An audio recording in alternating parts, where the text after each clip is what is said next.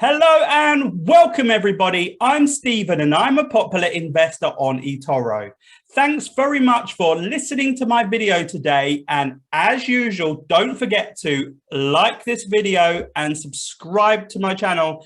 That will really help me out and will help out the YouTube algorithm. So I had a discussion with many of you last week and it was decided that the vast majority of you liked the new format for our stock and crypto updates. This allows me to be able to put in more charts, pictures, and gives you a much better visual understanding of what I am going through. So I think I will continue with that over the next couple of weeks or so.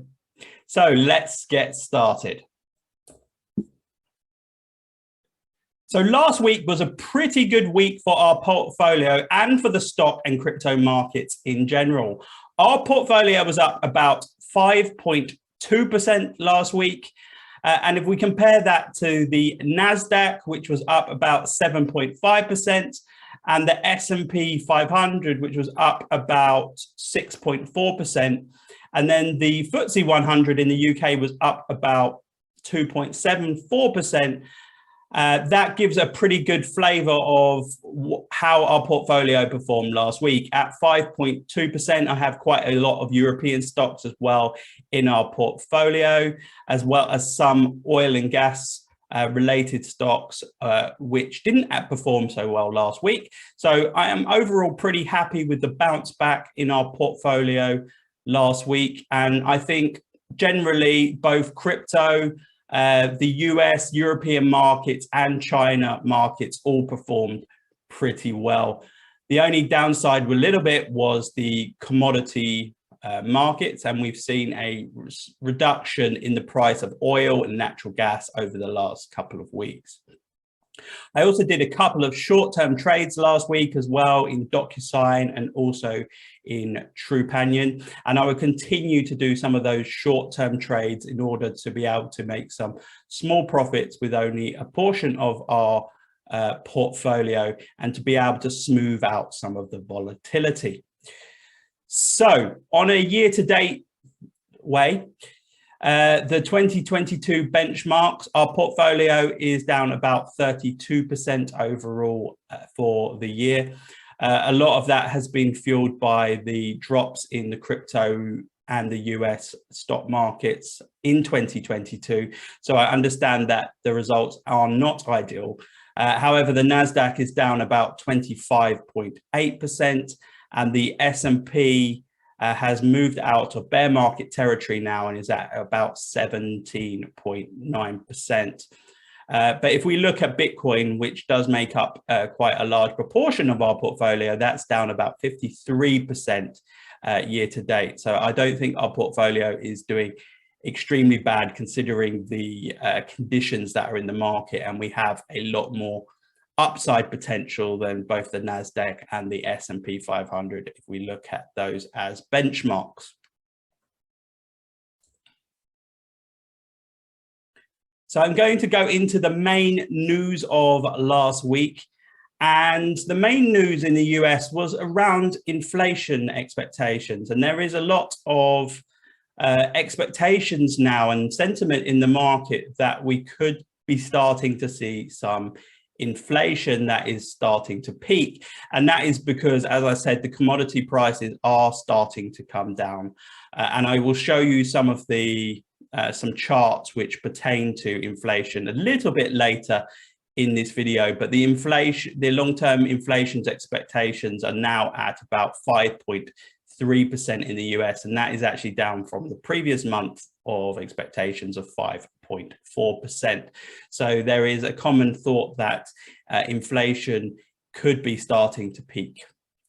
The market futures are also starting to price in a larger chance of a 0.5% interest rate hike.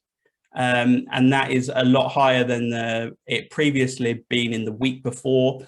However, there is still highly possible that we could see a 0.7% rise at the next Federal Reserve meeting. I won't go into it in too much depth because I went into it last week, but as I said, I am expecting them to continue to increase those interest rates over the next few meetings, especially in order to try and put a cap on inflation. However, I do expect after a period of time that they will either slow down the interest rate hikes or they will halt them altogether. We may even see some more easing. However, I do think that the markets are going to be volatile in the short term. However, we are seeing a lot of optimism by some of those money managers. And it is a good sign in the market when the money managers start to buy up large proportions of stocks, because they are seen as the smart money. They try to buy when the prices are low, and obviously they sell when the prices are high.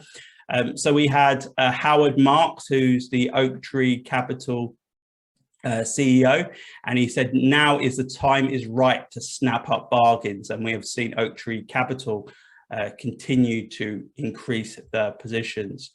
As I said, we've also continued to see those oil and gas and natural gas prices starting to struggle. They are still at quite high historical levels.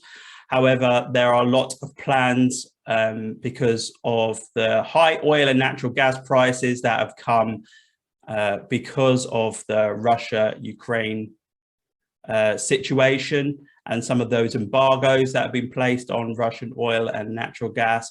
But many countries are starting to look elsewhere and trying to source alternative energy sources.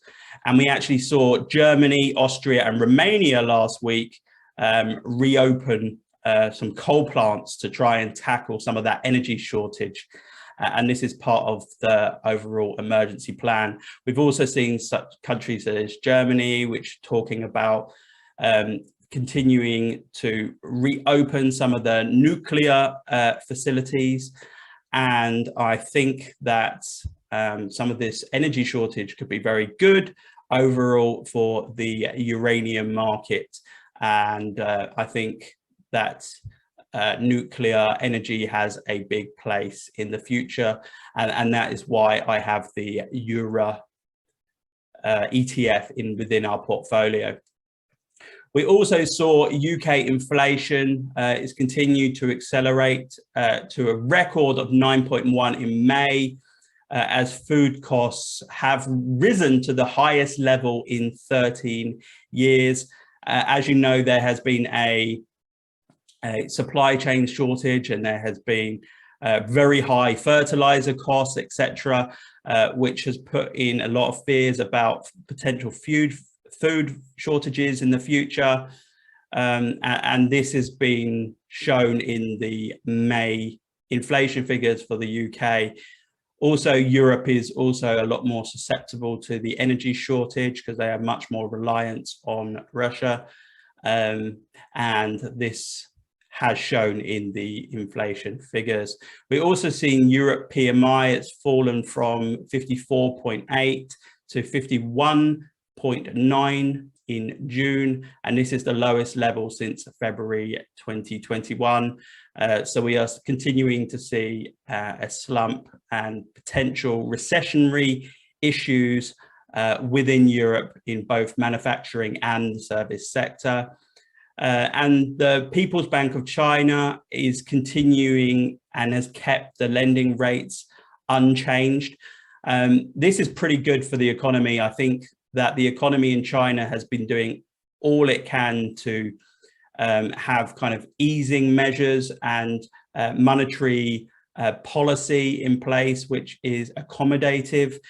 And especially as we saw those lockdowns in China because of COVID-19 spikes, kind of in March, April time, and they are continuing to have as accommodative monetary policy as possible. And I think that they want to keep those lending rates unchanged, because if they were to hike like they had done in Europe and also in the US, it's much more likely that we would have seen large capital outflows out of Chinese and Hong Kong stocks.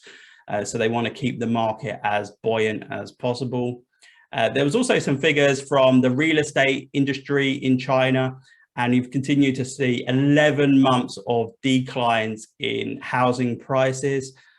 This is expected to continue to be quite volatile. And it's not to be unexpected, to be honest with you, because the Chinese housing market was in a bubble for quite a long time. The prices were continuing to increase. There was lots and lots of speculation and people putting either no down payments or very little down payments. So they've taken some of the air out of that real estate market, which is suffering at the moment in China. But hopefully some of these accommodative monetary policies and stance, they should be able to improve that over time. I'm still very positive overall on the China market. And as I've said, since the beginning of the year, I expect China to vastly outperform the US in 2022.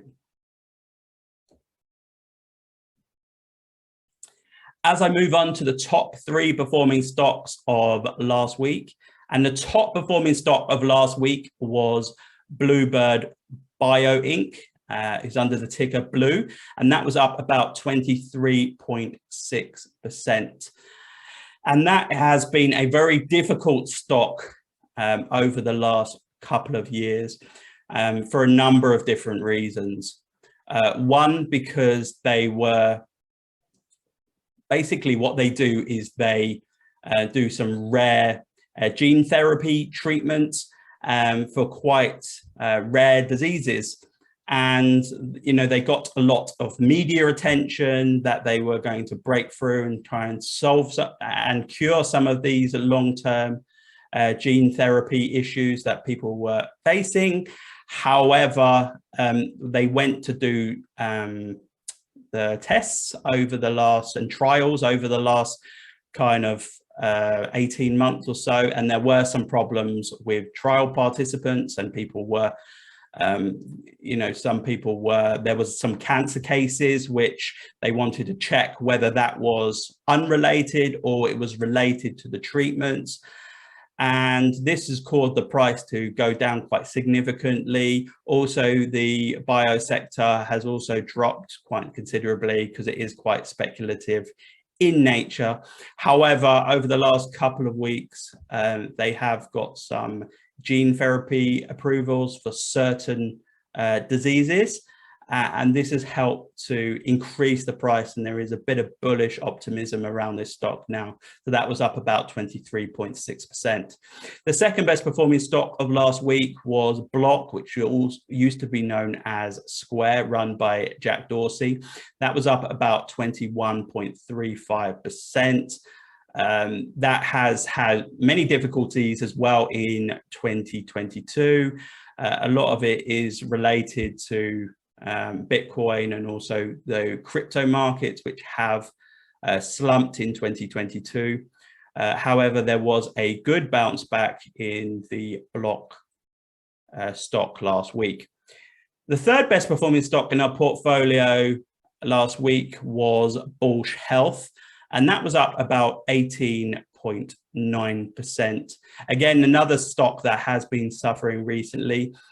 They recently dropped the CEO, which is known as, his name is 𝘃𝗶𝗃𝗀𝗃, and he resigned from his position, and he has also recently resigned from the board. And the activist investor, Jean-Paul, has taken a seat as the chairman of the board. And there are lots of long-term plans to spin around Bausch Health, and to do spin-offs in terms of IPOs of certain divisions within the company. And there is a little bit of bullish optimism around that. As an activist investor, he can improve the company, and Bausch Health is in a lot of debt, which is quite difficult as they increase the interest rates, but they are always looking to increase the EBITDA and their money on hand to be able to invest in future products. I'm now going to continue with my Death by Chart series, and each week I'm going to try and give you some different charts that I interpret, and this is going to be known as the inflation edition. And just to let you know, these charts are not my own, and I have sourced who is the source of those charts below. However, my job on hand is to interpret those charts in the best way I can and provide my views.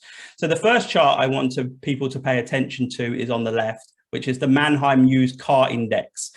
And I thought that was particularly interesting because when we have seen the very high CPI inflation figures, a lot of that has been contributed by the increase in used car prices. And we saw a lot of increases in used car prices over the last 9 to 12 months. And I guess the main reason for that is because there was supply chain bottlenecks, which affected the semiconductor chips being able to be provided for new car manufacturing, which in tandem increased the prices of used cars. And as you will see from the chart to the left, we saw some big spikes and it went up, 29% kind of in July 2020 and continued to increase. However, we have started to see a tail off of these used car prices.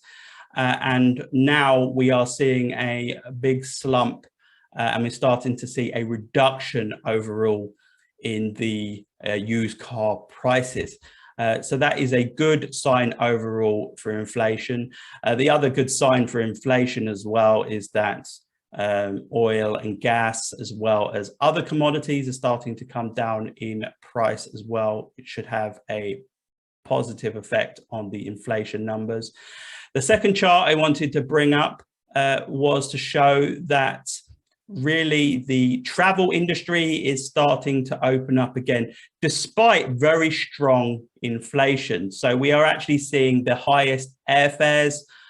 And this chart shows the airfares in the US, specifically domestically. And those airfares are up about 38%. But despite that, we are seeing very strong demand and an increase overall in passengers still traveling. And I think a lot of that is the pent-up demand after COVID-19 that came into place because people couldn't travel for a long time. So now they are taking advantage of that despite the increase in costs. However, it will be interesting to see that number if we do move into a more heavy recession because it will start to have an effect on the average day person's wallet.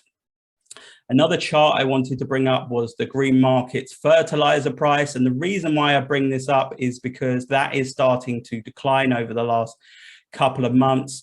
And that is seen as a good thing for inflation as well, because fertilizer prices were going up and there was a lot of fears of food shortages because of this.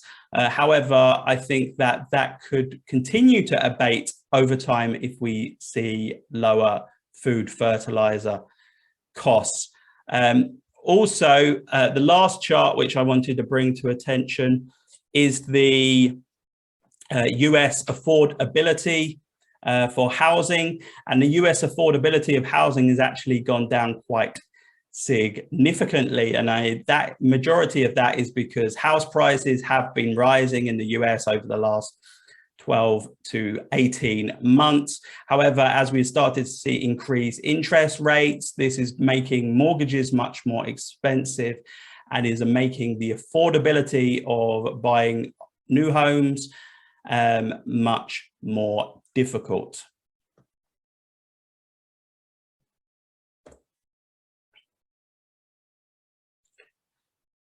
I also wanted to provide you my crypto news and views, and we have seen a good bounce back overall in the crypto market, and Bitcoin has bounced back 16% since the lows of 18,000.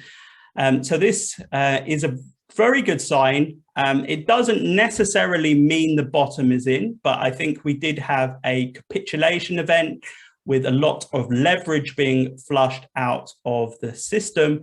And it's allowed those kind of long-term hodlers to be able to buy up larger amounts of Bitcoin and other cryptocurrencies in which they plan to hold for much lower time.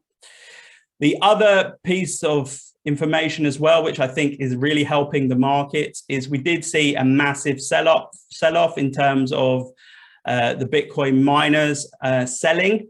And as I mentioned in last week's video, that does tend to happen as the market continues to go down, because profitability of miners goes down. They stop holding the Bitcoin and they start to sell those Bitcoin in order to be able to make, payments for electricity, new mining equipment, etc., and really to stay afloat. And we did see a big increase of the Bitcoin miner selling when we had that big dip down to 18,000. However, there is lots of signs that that is continuing to abate. So that is a good sign, because last time in the last bear market, the Bitcoin mining selling capitulation did actually mark the bottom of the bear market. The other really interesting piece of news, and what I wanted to bring up, is that there has been a lot of bailouts recently in terms of the crypto market. As you all know, a lot of crypto companies got in big trouble with both the UST and the Luna situation, as well as the general capitulation of the crypto markets. And what you saw is some companies taking more and more risks, especially the lenders, in order to be able to pay out higher yields and attract people to their platform. And this has got them in trouble. So the FTX Alameda owner, his name is Sam Bankman-Fried, and he is a billionaire, and he has provided a 200 million credit line to BlockFi, and he has been seen as kind of the savior in the industry, and a little bit similar to what 𝘃𝗶𝗀𝗃𝗀𝗀 at Binance was in the last bear market. They are aggressively looking to help out crypto companies and really to be able to put themselves in a position to do more acquisitions. And they've actually now made an offer in order to buy out BlockFi. However, this is being challenged by Morgan Creek Capital, which is run by Mark Yusko and Anthony Pompliano. And what they are trying to do is they are also trying to raise money, which would save a lot of the shareholders in BlockFi who participated in Series A, Series B, Series C, etc., because Sam Bankman-Fried's offer would pretty much wipe out existing stakeholders. However, it is quite good for BlockFi because it allows them to be able to continue their operations, which could be good for everybody who has funds within BlockFi. The other lender that has got themselves into big trouble is Celsius. As I mentioned before, they have stopped withdrawals on their platform because they run into liquidity issues. They were involved in all sorts of risky yield products, and they have effectively run out of money. And there was an offer recently by Nexo, which is another lending platform, to take on their book of business, and also rumors last week that Goldman Sachs could be interested in taking their book of business as well. So that is something to look at. I believe that Alex Machinsky, who is the CEO, is currently being investigated at the moment. And we will see what happens with Celsius, whether it's restructured or they go into complete liquidation. So just a word of caution, be very careful at the moment with lenders who might show a very high yield, but it is a very risky situation at the moment with what's happening in the market. The other thing I wanted to pay attention to is the Grayscale ETF decision, which is due in July. this is quite a tricky situation at the moment, because at the moment, Grayscale, they run a fund, something called 𝘃𝗶𝗱𝗲𝗃. And this was an institutional product which was put in place for institutions to own large amounts of Bitcoin. However, as the prices continue to go down, there's started to be a discount overall on the 𝘃𝗶𝗱𝗲𝗃 price, and it has dipped all the way to about 30% discount at the moment. So this can be very difficult for people that bought at a premium during the good times, or bought at the normal Bitcoin price, because this deficit could continue to increase, and Grayscale are trying really hard in order to get the fund converted to an ETF. We have seen so many ETFs being rejected over the last year in terms of spot ETFs. However, that decision is due in July, and Grayscale have threatened SEC with legal action if they were to reject that. They have some good arguments in place, but personally, if you ask me from a personal perspective, I don't expect that to get approved. I think it would require a much more dramatic line of thinking from the SEC, especially as they have rejected other ETFs very recently.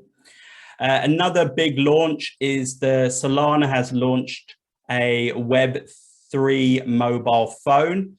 And I guess this is quite interesting. I mean, I have my own personal views on this. I think, yes, it's really good to be ambitious and say, you know, you're going up against Apple and Samsung and some of these other large mobile phone providers, but this is a very difficult market to break into. And we saw during the last bear market, there was also some launches of some crypto blockchain related phones, and it's very hard to get market penetration. It takes a lot of money in order to do so. I would much prefer Solana. I'm a big fan of Solana, and I've been invested in Solana for many years. Solana is one of the fastest blockchains with some of the lowest fees. However, because of this speed, you do see some downtime in terms of the Solana blockchain.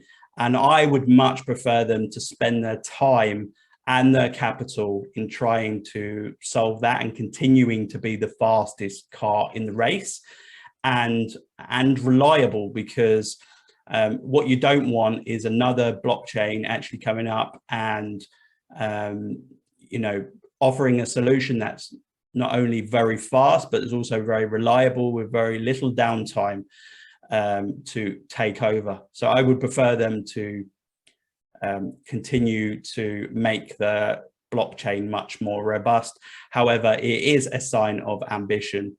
Coinbase Pro is set to discontinue the Coinbase Pro product. This isn't for any special reason. The main reason why they're planning to do this is because they're going to incorporate a lot of the Coinbase Pro features, which was for kind of higher level and more advanced traders. They're going to incorporate some of that into the normal Coinbase platform. Lastly, we've seen a bit of a delay in the Vasil hard fork on Cardano, and this has been delayed till the end of July. It's taken a bit longer than they expected, and I don't see this as a problem. Cardano generally, as a foundation, what they try to do is they make sure everything is peer reviewed. Things can take a lot longer than they do in other blockchains because they want to get those completely right. So I wouldn't be too worried about that. Lastly, just another couple of charts that I just wanted to talk about. And I mentioned earlier about the Bitcoin mining revenue. And the top chart is the Bitcoin mining revenue per day. And as you can see, on a year-to-date basis, the Bitcoin mining revenue per day has gone down about 54.56%. and is a little bit up from those lows a few weeks ago. And that is why a lot of the Bitcoin mining companies had run into difficulties. The second chart on the bottom left is the hash rate, the Bitcoin hash rate, and the change in percentage. As you'll see, it's very up and down, but the trend over the long term seems to be to continue to increase with a few of these peaks and troughs along the way. You might have seen over the last kind of few weeks or so, the Bitcoin mining hash rate has decreased slightly. But if we look at that on a yearly basis, it's up over 163%. So the network is continuing to be more and more secure. And lastly, on the bottom right is the Bitcoin average difficulty change. And in the Bitcoin blockchain, what happens is every 2 weeks, there's something called a difficulty adjustment. And we have seen a slight decrease in the difficulty adjustment at the last difficulty adjustment. And this does allow miners to be a bit more profitable overall. So that's a bit about it for my presentation today. Thanks very much for listening. Don't forget to join my Discord group as well. We're always having a really amazing conversations in there as well. Really nice community of people to bounce ideas off and also ask me any questions. And I'm very positive over the next couple of months for our portfolio. I hope we continue to see some bounces, and it's important to stay very patient with your portfolio, because over the long term, these dips in the market can be seen as very positive because they present opportunities to increase our core stake in our positions. So thanks very much for listening to my video today, and have a good week ahead.